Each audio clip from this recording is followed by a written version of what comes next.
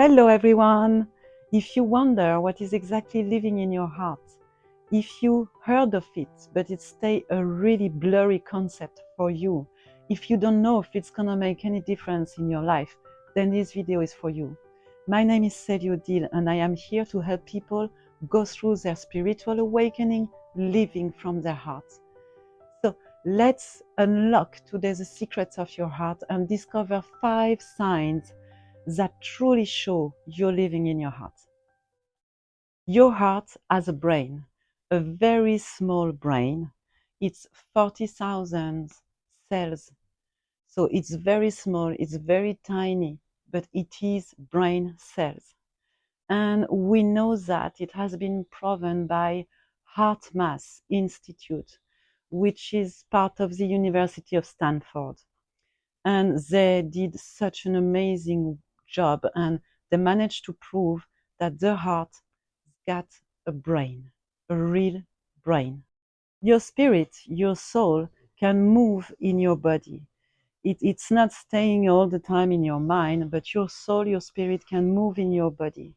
So it is doing way ups and down between the brain of your mind and the brain of your heart. So you can really truly live from your heart using the brain of your heart. You have already been in your heart, for sure. But how to recognize it? How to know when you are in your heart or not?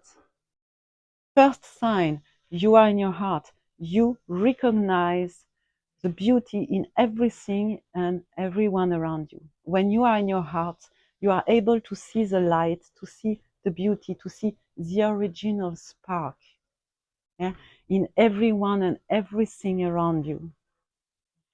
Of course, it happens when you are in nature. You can admire landscapes, animals, trees, a sunset, whatever. You can admire it for a very long time. You can stay there, admire the beauty and feeling in gratitude, feeling in bliss. Yeah. And it happens the same with people. Whatever the appearance of their physical body, you are able to see the beauty and the light from inside of them, from their soul. You're able to feel it. Second sign that you are in your heart. When you are in your heart, you avoid judgment and you apply discernment. So what do I mean by that? Judgment is the capacity of your mind to state if something is right or wrong. And discernment is the capacity of your heart to make the right decision for your well-being and the well-being of others. So there is a big difference between these two concepts. Yeah? Judgment is from the mind and discernment is coming from your heart. Yeah? I'm sure you had already a situation where a lover, a friend, or a member of your family argued with you and it hurt you. It hurt you deeply. Yeah. So if you judge at that moment, then you're going to want to know who is right or wrong. And most of the time in that situation, you think you're right. Yeah. So there will always be a loser and a winner. There will always be someone hurt, and most of the time, both persons are hurt in when people see things that way. If you apply discernment on that situation, then you will tell to yourself that this person has different values than yours, and it's okay to have different values. It's okay. And after it's gonna be easier to make the decision to keep this person in your inner circle or not. Yeah, you know then if this is healthy for you to keep this person in your inner circle or not. Maybe it is, maybe it is not. It depends on the situation. This when you handle a situation with discernment, you are in your heart. Your heart doesn't know right or wrong. It doesn't know good or bad. Yeah. For your heart, things just are. They are the way that they are, with no judgment. Yeah. and always the capacity to choose your own path. Third sign that you are in your heart. When you are in your heart, you welcome negative feelings. Sadness, anger, guilt, depression. When they come up, when they rise in your life, you have two options to handle them.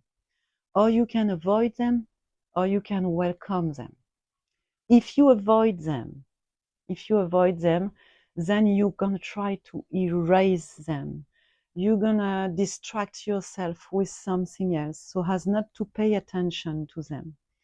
And if you do that, you act from your mind and your ego, and the consequence is that they're gonna come back into your life even stronger. Yeah, it's an avoidance of your emotional state at that moment. If you decide to welcome them, then if you decide to take the time to pause yourself, to listen to them, to name them, to listen to what they have to tell you, then you are in your heart. Negative feelings are here to help you. They are here to point out the things you want to change, to find your happiness. And your heart is an alchemist, a very powerful alchemist.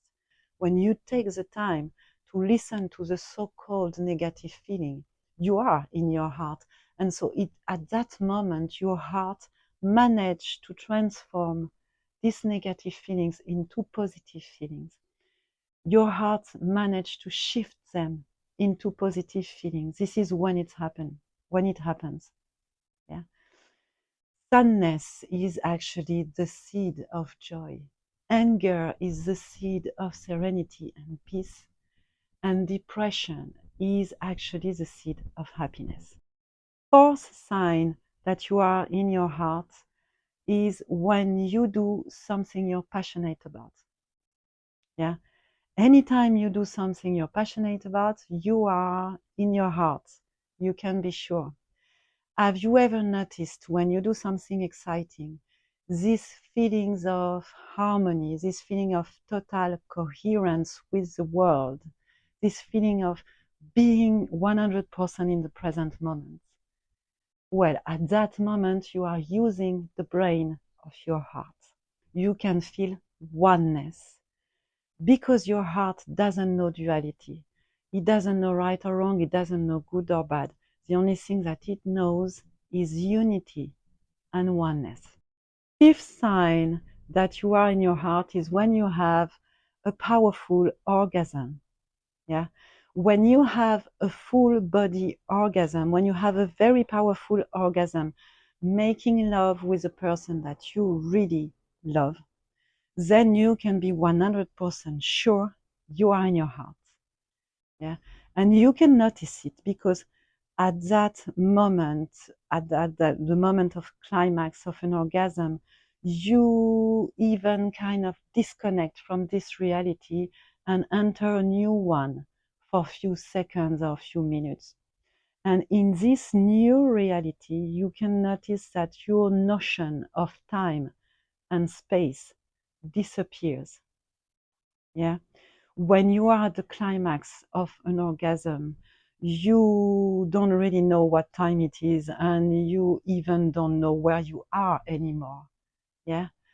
That moment of a very strong orgasm, your notion of time and space is blurred. Yeah. When you are in your heart, you don't have no notion of time and space. Because your heart doesn't know time and space.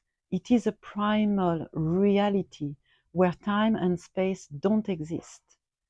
Your heart only understands and functions with oneness and unity. And I'm going to give you a last sign, a bonus sign. Yeah. When you dream about the impossible, you are in your heart. Yeah. Because your heart is powered by imagination. Yeah. So the first thing that you have when you enter consciously your heart is dreams and images. It is the way that it works. It works with imagination. So when you dream about the impossible, about something that sounds impossible, then you can be sure you are in your heart. Thanks for watching. Please leave a comment, it's very important to me. Push the subscribe button, it helps a lot. Hope to see you next video and have an amazing day. Bye.